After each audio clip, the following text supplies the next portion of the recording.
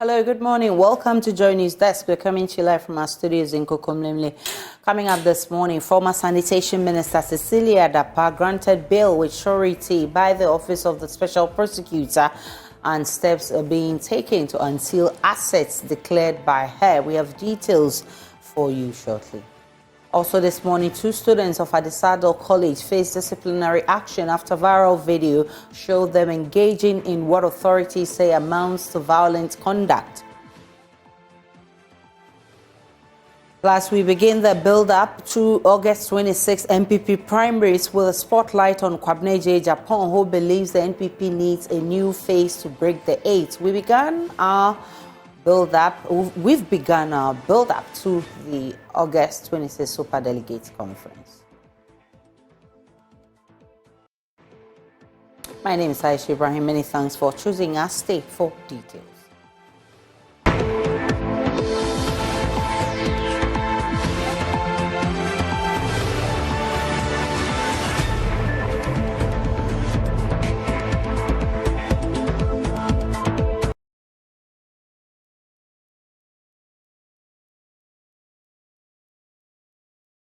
The Office of the Special Prosecutor is expected to unseal assets declared by former Sanitation Minister Cecilia Adapa. She was arrested yesterday and interrogated for hours by the Special Prosecutor. Investigators from the Anti-Graft Agency also searched her residence afterwards. This follows reports she was hoarding millions of dollars plus unspecified amounts of other currencies in her house. Meanwhile, former Auditor General Daniel Domelevo is pushing strongly for assets declared by public officers to be published as prescribed by the Public Financial Management Act. So to be able to do that, I think the law must go a little bit further, because Auditor General is not God. It is the people of the Auditor General to know whether the declaration is complete or not. So there must be publication of the assets and liabilities that have been declared. Again, if you read the PFM law on asset declaration before the Constitution, it says that within 2 weeks of declaration, the declaration must be published for Ghanaians to see. But the Constitution has watered it down. My colleague Elton Brobe joins me with more from the OSP. Elton, how did the search at the property of Cecilia Adapa go yesterday? Well, Aisha, what we are learning is that they found what they describe as significant.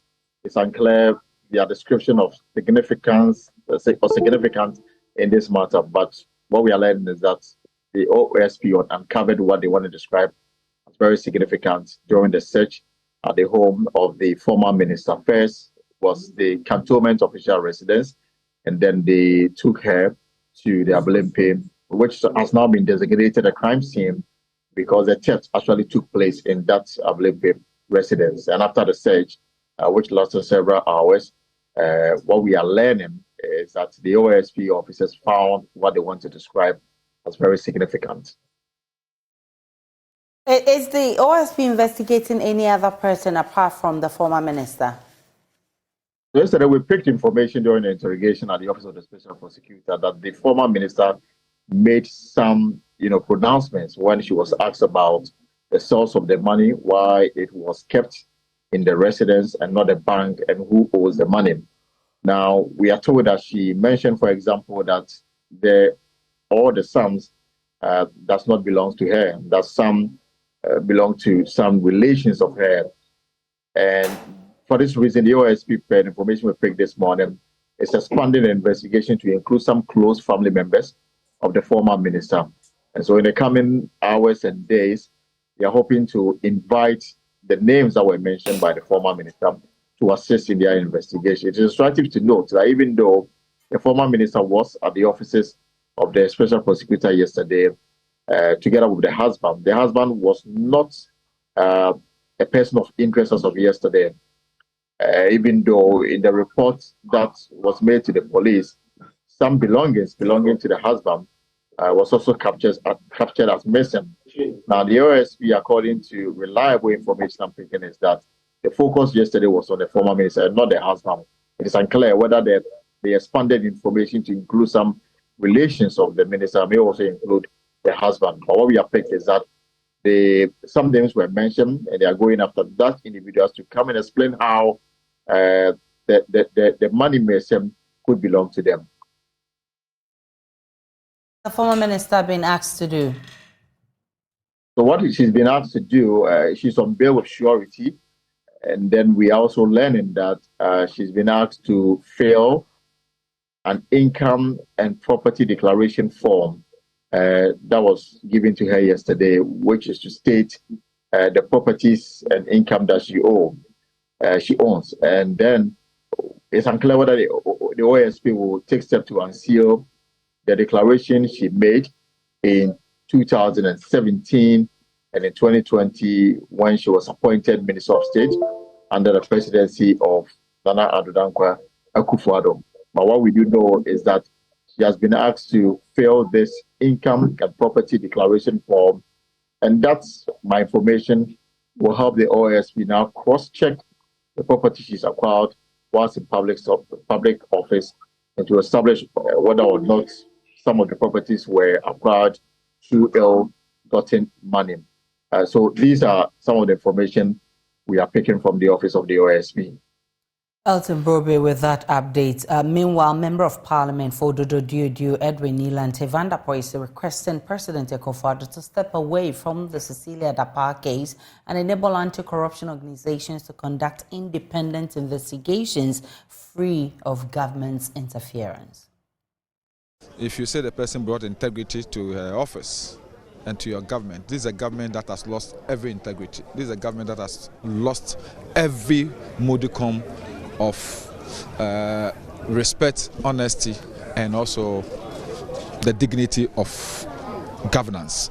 And so, I'm not surprised this has happened.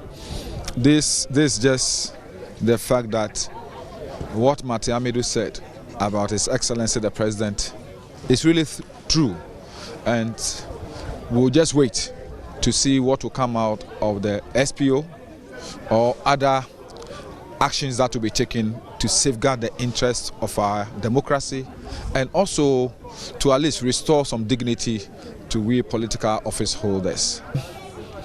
The best thing the president will do is to stay off and allow the office of the special prosecutor and other anti-corruption agencies to work independently to be able to tell us what has happened, because it's unheard of. This has never been, in fact, it has happened in one or two instances in this country, but the magnitude of this is just too unbelievable. Former Minister for Gender, Children and Social Protection, Anoye Bampoe-Addo, also wants President Akufo-Addo to summon Cecilia Dapar and question her on the source of the money. Ghana has become a mockery. We have gone to IMF to beg for money. We have gone to other institutions to beg for money, but yet we have a cabinet minister who can walk to the police station and report fearlessly that she has money in her bedroom, and out of that money, $1 million in cash has been stolen. Very sad day for Ghana. These are the questions. Beyond state institutions, it falls on President Nana Addo Akufo-Addo, because this is one of his cabinet ministers. And we expect him to rise up to the responsibility as president of Ghana and take up this. Where did she get $1 million? This is what we're asking Nana Addo Dankwa. Nana Addo Dankwa, His Excellency, I'm asking you directly. Ask Cecilia Dapar, summon her, and let Ghanaians know where she got $1 million in cash, amongst other monies. I'm asking you this direct question. Answer our question. Nana Addo Dankwa Akufo-Addo, President of the Republic of Ghana. We Ghanaians are demanding, as citizens of Ghana, we are demanding an answer from you. We are not spectators. We are citizens of Ghana. The Ghana Education Service has taken immediate action following the emergence of a disturbing video showing an act of violence involving two students of Addisadel College. The video, which has been circulating on social media, has sparked outrage and raised concerns about the safety of students within the country's educational institutions. A student is filmed holding another from the back at the neck level with the inner part of his elbow. He takes the student closer to a bunk bed and hits the powerless student's head against it. This causes an immediate swelling on the right cheek of the student and blood starts oozing. According to a statement signed by head of the Public Relations Unit, Cassandra Chum, AMPO, Ghana Education Service is deeply concerned and strongly condemns the barbaric act by the culprit.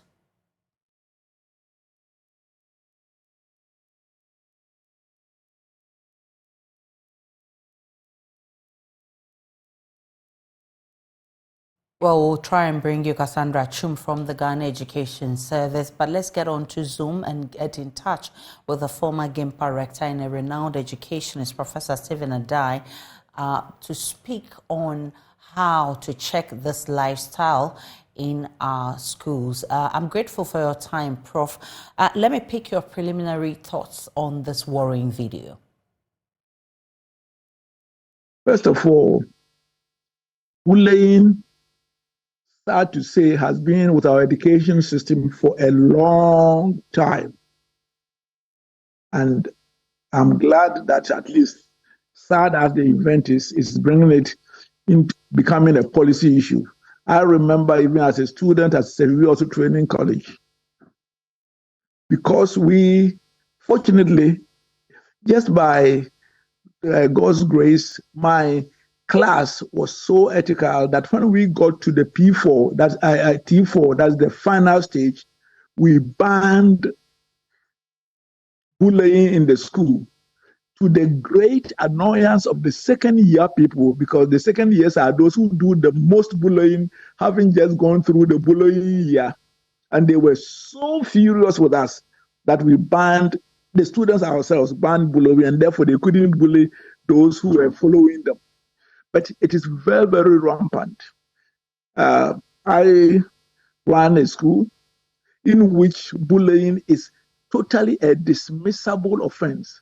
But even then, the past 5 years, we have dismissed about 3 or 4 students for bullying, which shows even where they know that if you bully anyone and that one is not to this extent, like taking the person's food or anything else, immediately you are dismissed. And we have had to dismiss in the past few years about 3 students. So it is a big menace in the schools. And to me, it is also has a very, apart from the physical effect, the psychological, and it's one of the reasons why some students are not able to make it. And I believe that it is such a serious of that we should make, yes, should make a policy and hold the head teachers and head mistresses responsible that bullying is a dismissible offense. Apart from the fact that if you injure somebody, it's a criminal offense if you are more and be treated so. And unless we do so, a lot of people become victims and their future is jeopardized. More worrying is the fact that it seemed to become like a norm, and students are actually hesitant to go and report for fear of being targets. Why so? Yes, and what I'm saying has been more than a norm. It's a culture in our public schools for decades. Their grandfathers can say so. And unless people know that they are 100% shielded, for example, I'm sorry that I have to use Ghana Christian International High School, the child will report because he knows that when he or she reports and is found out, that student is dismissed immediately. And therefore, those who take advantage, that is going to be the end of their education. I believe that it depends upon the educational authorities who And the victims must know that they are totally protected. And then it will not happen. And this idea of, this a child play, let us, forgive them, warn them, and that is no. Nobody has the right of hurting another person just because he's younger than you. That's all that it is, happen to be younger than you. And if we don't allow it in our homes, we should not allow it in the schools. And the head teachers and the other things condone it. I believe that the protection has to come from the management. And I believe that when we start punishing the head mistresses and head teachers for allowing it, because they know that it happens, they cannot say it doesn't happen. And they must be the ones to provide absolute guarantee to the victims that if you do so, you will not become a victim of even a worst case, because the students who are doing it will not be in the school. And I think that's the policy GES should put in place. It is a criminal offense, and criminals are not allowed to mingle with ordinary people. We put them in Sawam. So in the school, of course, they may not go to Sawam. They will know that is the end of their education. There should be no compromise. Let's look at what goes through the mind of these bullies. I mean, is this something to do with, do they have a mental disorder? Or is it that it's a training they get from home or wherever they're coming from to join the others in school? What could be accounting for that? I'm not a psychologist, but I think that it comes from they come from several reasons. First, it's they themselves, a lot of them, have suffered bullying, as we found out when I was in training college. So the second years were those who did the worst bullying, having gone through the bullying year, being the first year. And they were the ones who were so angry with the T-Fords for stopping and banning bullying, as we also training college during our time.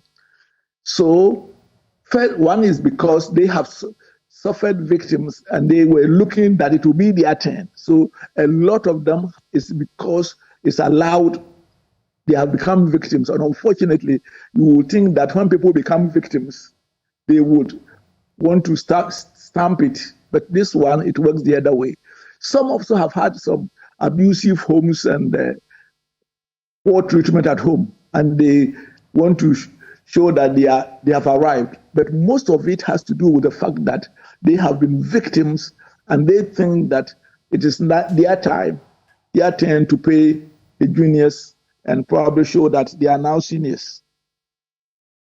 So, I mean, one of the key things we can do is to dismiss students who are engaged in these things. But we are also hearing that a lot of them will not even report the matter for fear of being targeted. I mean, ideally, how do we eliminate that one? I've addressed that one. The reason why they are afraid to report is that the people will get some light sentence, and then the other people will even worsen their case. And of course, then you opt for the lesser of two evils. But why do people in our school, and we have 1,100 students, why do they not bully? Because the victim is totally guaranteed, and this is the school handbook, which we make even parents sign, that bullying is immediately dismissible offense. So therefore, if, of course, if you have a murderer or a rapist and other things, and they are given light, they are released on bail and back to the society, they go back to attack the victims. It is a phenomenon. We know it in our justice system. That's why they keep them behind bars. Why? Because if somebody goes to report a rape and the person is released into the same community, most likely he will murder the person. So stupidly thinking that will cover the evidence, not knowing that he would then be trial for murder. And it occurs. And in the same way, if a child knows that if they report, they will suffer greater victim, victimization. They will not report, but authorities can ensure that doesn't happen. And I am not talking out of theory. I'm talking about experience, because in Ghana Christian International School, they were bullying. We dismissed them, and now, at least for the past 3 years, I don't remember dismissing more than 3 students. And also, we have trained them. The second level is stopping it. The second level is the psychology of knowing that it is for the stronger to take care of the younger. So you build a whole culture. And let me say, if my education was psychology still works when I was a teacher trainee, is that it takes about 3 years. So you don't just go and this one has come and then there's so much, and then after one semester is finished. You sustain it until a new culture prevails.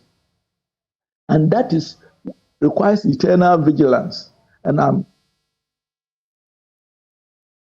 Right. So this whole conversation is, we know that it's not only for school authorities. Do parents have a role in this? Well, of course. I mean, it's train a child in the way that he should go. But when he grows up, he will not depart from it. The good book in Proverbs, the Bible, Proverbs 22:6. But so definitely, we are having, and these days, remember, not only our homes, most of the parents have actually abandoned their responsibilities to make money. So upbringing makes a difference.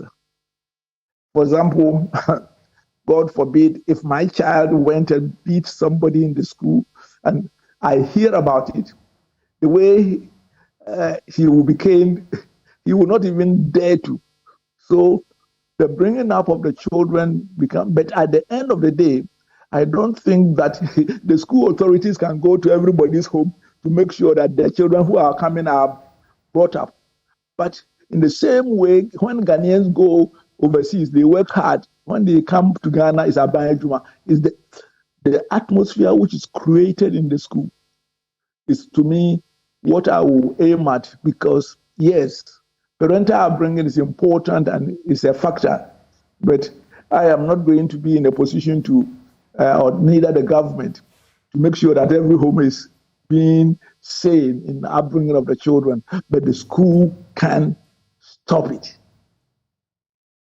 I'm grateful for your time, Professor Stephen Adai. He's former Game Park rector and he is a renowned educator. He said we should make it a complete dismissable offense so that it will deter others from engaging in. We're trying to reach the headmaster of Addisadel College, who will be joining us to also tell us what school authorities have done so far about this matter. But we also know that the police has taken charge of the case, and we'll be following all of that, and we'll bring you updates on what we have found. Let's get into election headquarters. Former General Secretary of the NPP, Kwabena Agyapong, says the party stands a better chance of winning the 2024 polls if it presents a fresh face. He will be on the ballot with 9 others, but believes he stands tall and has worked hard to earn the enviable slot of flag bearer of the governing party. Joseph Akable of our political desk reports. Kwabena Agyapong is not new to the MPP flag bearer race. He was part of 17 aspirants who sought to lead the party into the 2008 polls. We, the MPP, are the tradition that believes in creating a world of plenty. We must all be determined to make this country that shining example that all Africans were proud to say is on this our continent. He only managed 9 votes, representing 0.4% of the votes cast. His membership of the party goes as far back as its early days, when he played an active role in the campaign of presidential candidates Albert Edubuahi and John Agyekum Kufuor in 1992 and 1996. I humbly submit, I, Kwabena Agyapong, offer the hope of a fresh start for Ghana. It is a matter of public record that I've always availed myself to this tradition. More importantly, for example, in the run-up to the 1992 election, under the Rawlings dictatorship, when it was life-risking to be associated with the MPP. I'm not a newcomer. I did not join our great tradition midstream after the danger abated. I have served this party right from the get-go and in many capacities. I was there when it mattered most and also when the party was at the peak of its glory. I gathered valuable experience doing so, sitting at the feet of some of the revered leaders of our tradition, the likes of the Venerable B.J. Darocha, Stephen Kreku, Peter Alajete, Albert Dubois, T.D. Brodements, R.R. Amponsa, Kwame Donkofojo, Alaji Bin Sali, Roland Al-Hassan, Johnny Selby. When the party won power in 2000, he became President John Agyekum Kufuor's press secretary. This journey has not always been smooth. Despite successfully winning the party's general secretary position in 2014, he was later suspended. This suspension has since been set aside and is back seeking to lead again. He believes the MPP needs a new face. Our party, the MPP, cannot afford to put forward those who led us to this state. I want to repeat myself. Our party, the MPP, therefore, cannot afford to put forward those who led us to this state and expect Ghanaians to embrace them during the 2024 election. We need a new face, a pair of clean hands, a leader to reconnect with our base and earn the trust of Ghanaians. Mr. Japan is promising a lean and all-inclusive government if given the nod. To send a strong signal. It's not about the quantum of money you save by downsizing the government, but the moral message you send to the Ghanaian people that you are serious about what you're doing. Cut down the government pecs. In Ghana right now, it appears people enjoy government pecs more than the work that they are supposed to do. The 61-year-old engineer and former sports broadcaster will be back on the ballot on August 26 when the Super Delegates Conference takes place. May God help us all, and may God bless our homeland, Ghana. Thank you very much for your attention.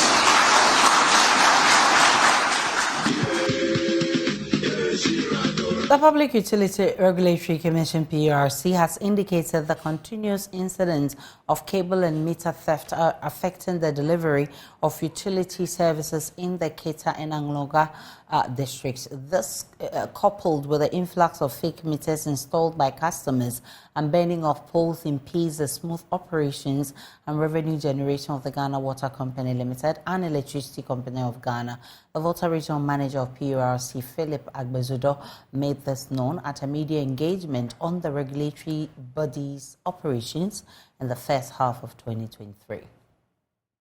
There are some districts that are fond of destroying these poles. For instance, Central Tonu, Ketu North, Ketu South. Most at times, ECG lost a lot of their poles. Now, another disturbing issue is the cable theft in Keta and Angloga districts.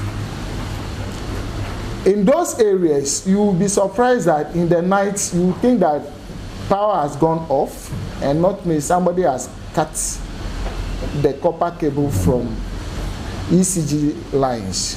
And it's something that sometimes when people call or complainers call to complain that they don't have electricity, and before you realize it was as a result of the fact that somebody has climbed the post and cut the cable. It's becoming a thorn on the flesh of ECG. And then the influx of foreign meters, when you go to Ketu North, especially Jojo area, you will realize that a lot of foreign meters are being installed by individuals. And ECG, for instance, some of the meter readers have little knowledge about how they read those meters. And because of that, ECG may not be able to capture it. And it's something that is worrying the sector. And as a result of our intervention, to about 30 poles were replaced. And then 8 meters were also replaced for customers who lodged complaint about 40 meters.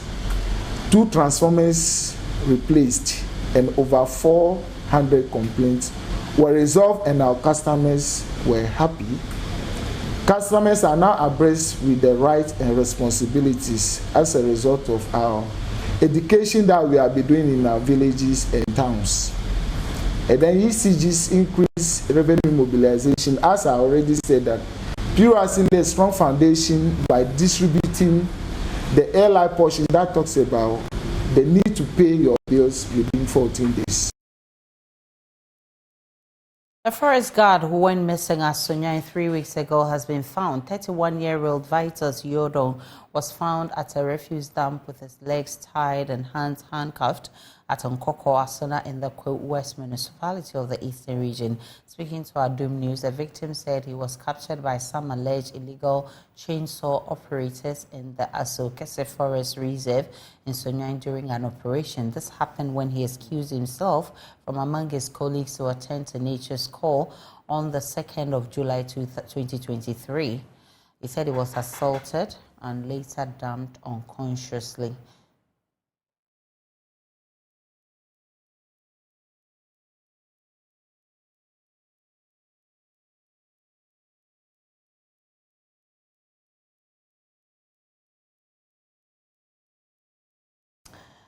A 29-year-old man, resident of Barigo in the West Mamprose municipality of the Northeast region, is seeking public support to treat a childhood leg condition that has left him virtually crippled for 24 years now. On that night of June 22, 1994, when Sally was born here in the community of Paragu, located east of Wale Wale, he was a complete human being, full of life and a promising, bouncing baby boy. His 61-year-old mother, Sugritia, remembers this day like it was yesterday. No, I didn't face any difficulty during his birth. It was a smooth delivery. He wasn't born with this condition. He was a very handsome boy, and many people used to say he looked like an Akan. But look at him now. As you know, the world is a strange place.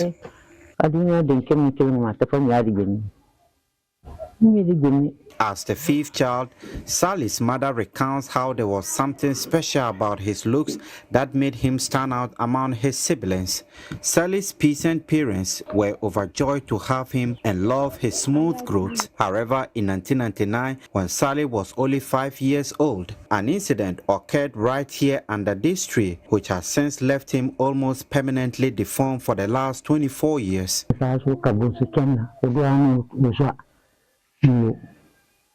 He fell from a wooden bench as he was trying to run away from a bleating donkey. And we have done all we can, and yet no changes. Sally's parents are poor and could not afford proper medical care for his condition, and he was mostly always being treated by traditional herbalists until in 2021 when medical doctors diagnosed his condition as congenital genu vacuum, also known as knock knees of both legs. The doctors further stated that the condition requires a reconstruction surgery at a cost of 15,000 Ghana cedis to correct the deformity. Sally's family is happy that his condition has been identified. On the other hand, they are sad that they are financially incapable to bear the cost for his treatment. Her mother therefore appeals for support for her son to undergo the surgery.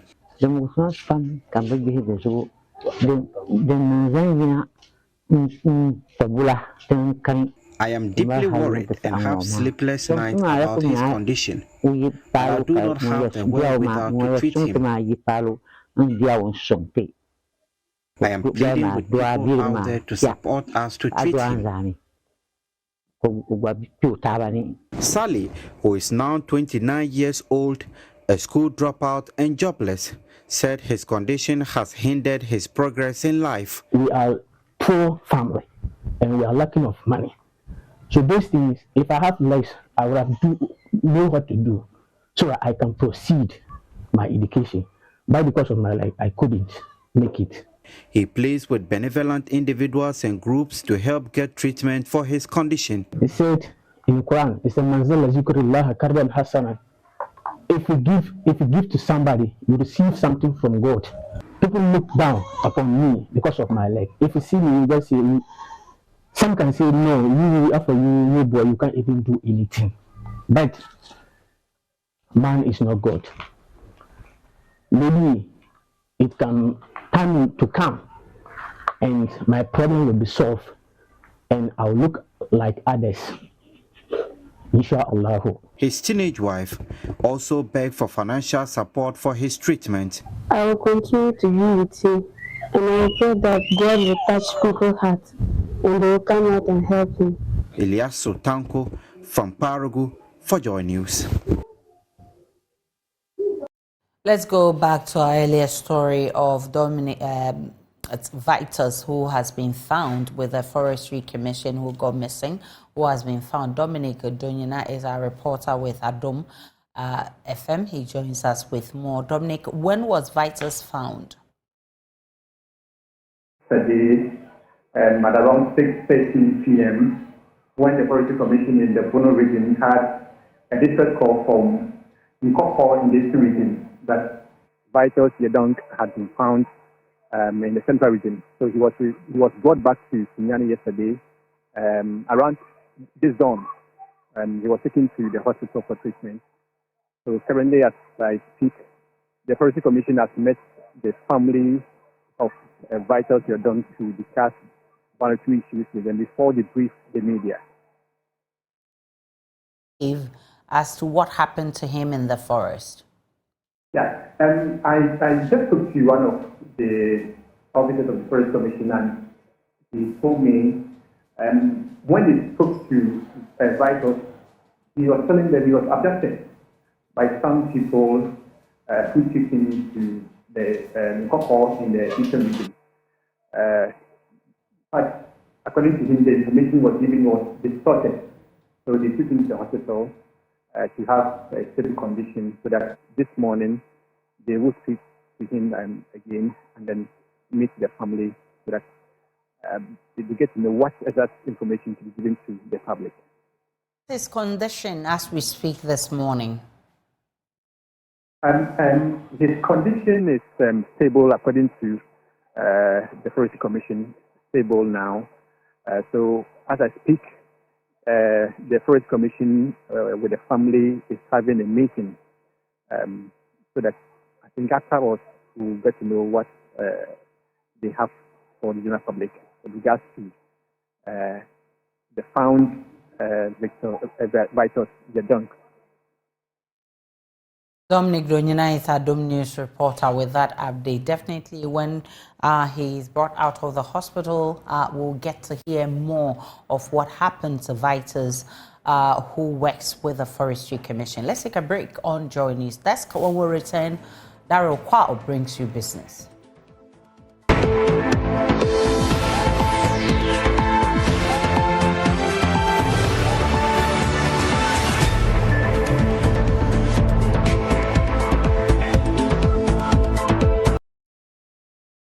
Hi, good morning. Welcome to Business. My name is Daryl Kwao.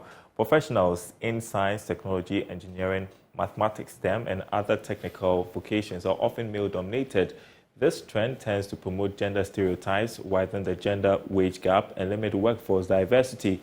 The World University Service of Canada has launched a mentorship scheme to empower young women to pursue careers and participate in non-traditional vocational education and skills training. Clinton Yabua has been following and has more in this report. Non-traditional vocation education and skills training denotes industries and occupations deemed male-dominated. These industries are often in the fields of science, technology, engineering, mathematics, as well as construction, automotive, and other technical professions. The trend has the tendency to fuel gender disparities. The World University Service of Canada, through the Innovation in Non-Traditional Vocational Education and Skills Training, INVEST, has launched the Somimu Mentorship Program, promoting gender equality and economic empowerment. The Somimu Mentorship Program seeks to match young women participating in male-dominated TVET sectors with technical professionals in these sectors. The mentorship program will accelerate personal and professional development of mentors and mentees. Public Engagement and Advocacy Advisor of Invest, Juliana Ohenewa Amwakuchum, indicated the training will allow participants to acquire market-driven and market-relevant skills. And what we're doing with the mentorship is to create that platform for mentors and mentees to grow together. We realize that as we sensitize, create awareness, and educate the public to consider women who are interested in male-dominated spaces, we don't want to leave them hanging just after the training. Women can actually do things, careers, trades that men are currently doing. And so we should not limit them to the traditionally female-dominated trade areas, provided the person is interested, is passionate about what they want to do. Everybody is supposed to support that girl to acquire market demand-driven and market-relevant skills, to have skills that are mainly male-dominated. We think that we further have to go the next level where we would match them with seasoned and accomplished mentors in the space already to be able to guide them, advise them, encourage them, motivate them, and help them kind of surmount their challenges where applicable. Director for Quality Assurance, Accreditation and Planning at the Akenten Apia Minka University of Skills Training and Entrepreneurial Development, Emmanuel Apia Kubi, admonished young females to be daring. And we found that they are capable. Gone are the days when we felt that TVET, construction, electrical, mechanical, automobile industry was for males because it was involving strength, and then you needed people with muscles. That is not so anymore because of technology. Now, it's just a matter of learning the skill. You can do it. It's not about strength, it's about intellect, your mindset, and females can do it as well. Gender enthusiast David Opoku Frempon of Ayiti Ghana Limited added that, and as I'm talking now, we have more than 8 females who are in our place learning a trade which is mostly dominated by women. If you come there and you see how the women are working, it's admirable. Even it has increased our customer base. And some people used to come there just to see how the women are working. Reporting for Joy News, Clay. Now, government has touted Ghana's position as the best in terms of investments to support the growth of businesses across all sectors. According to Minister of Trade and Industry, Katie Hammond, there is proper regulatory framework to protect players in key sectors of the economy, especially industries. He said this when Mayor of Houston, Sylvester Turner, paid a courtesy visit to him. Yes, more. The visit by the Mayor of Houston forms part of a long-standing investment relations between the United States and Ghana, which began many years ago. Ghana, as the host of the Secretariat of the African Continental Free Trade Area Agreement, plays a critical role as trade and investment capital of the continent. Minister of Trade and Industry, in a statement to welcome the delegation from Houston, outlined the country's friendly environment and Ghana's readiness to support foreign direct investments. We're happy that you are here. It's our belief that by the time you leave, we would have been able to get some structures in place which would enable us to move forward with our agenda of ensuring that there is industrial development in Ghana.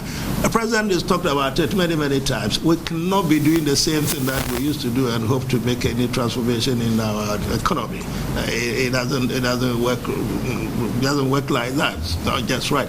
Any country which has developed, your countries, Western world, they have developed on the back of industrialization. The Mayor of Houston, Sylvester Turner, assured that his team will be working with other regulatory agencies in Ghana and Houston to facilitate investment opportunities for investors.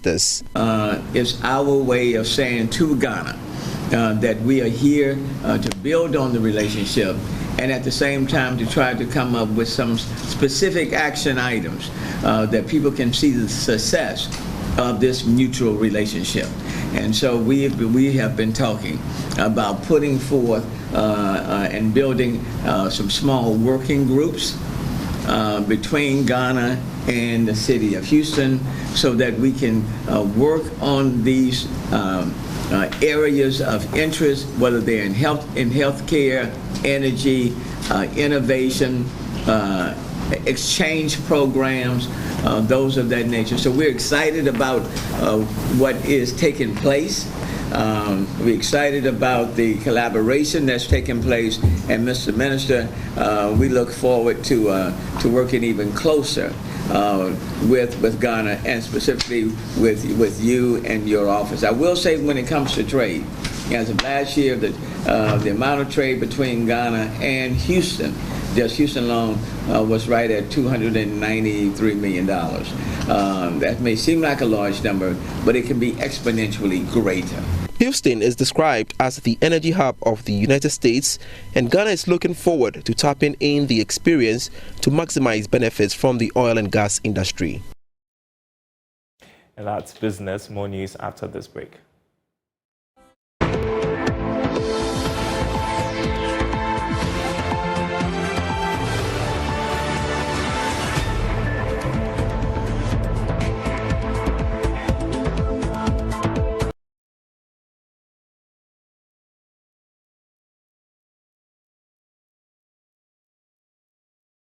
Joy News Impact Makers Award winner for the Bono region, Jefferson Agbochro, says the future of the country depends on how children are empowered to identify the prospects in life choices they make. Speaking during a child empowerment program for selected basic school students in Sunyai, organized by Friends of Health Association, Mr. Agbochro said the project would help build the confidence of the children to sustain the development of the nation. The future of every nation depends on the choices of the younger generation. Your future is in your own hands. You can protect that future. You can hold that future by studying very hard. Friends of Health Association, FOHA, led by Joy News Impact Makers Award winner for the Bono region, Jefferson Kwesi Agbochro, is helping to change the narrative by engaging basic school students in the Sunyani municipality to build their confidence in identifying prospects in their life choices.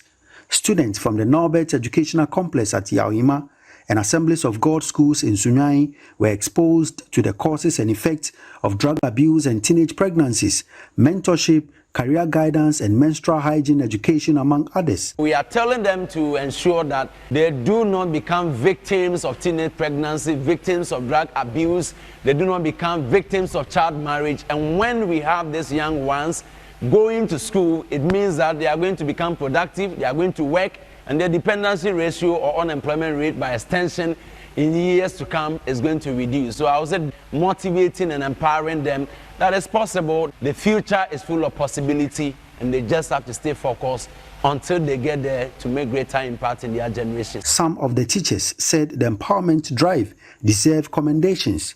I would like to acknowledge him for his boldness, also his know-how about how children should position themselves in doing things.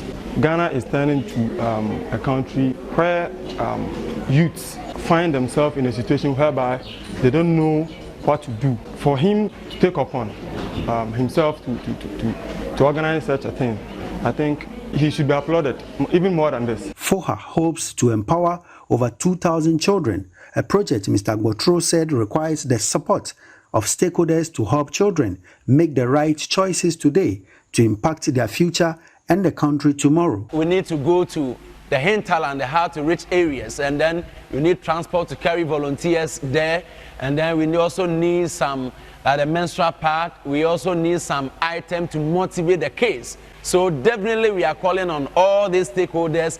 The media, Joy News is applauded for that, for what it is doing in making sure that these impact stories are heard across the country and beyond the borders of Ghana. The future of the country depends on these young ones we are reaching out to, because the product of what we are seeing now will determine the sustainability of the country in terms of our development. So we believe that if we can equip these young ones, if we can motivate and encourage them, that is the future of our nation. Some of the students had this to say. It's good for them to continue to empower the students. We should make sure that we don't get addicted to drugs, and we should learn and study hard so that we can help our country, Ghana. When you're a lady, you have to be careful, and be careful of men who are dangerous so that you don't get pregnant as you're a teenager. Precious Semevo, Joy News, Sunyani. And in the studio, my name is Aisha Ibrahim. That's how we wrap up a Joy News Desk this morning. Log on to myjoyonline.com. There's more of the news there and updates of all the developing stories. GES takes action in response to viral video of violence at Addisadel College as one of the headlines you'll find on My Joy Online. There are many more headlines, stories you can read there. My name is Aisha Ibrahim. See you again at 12.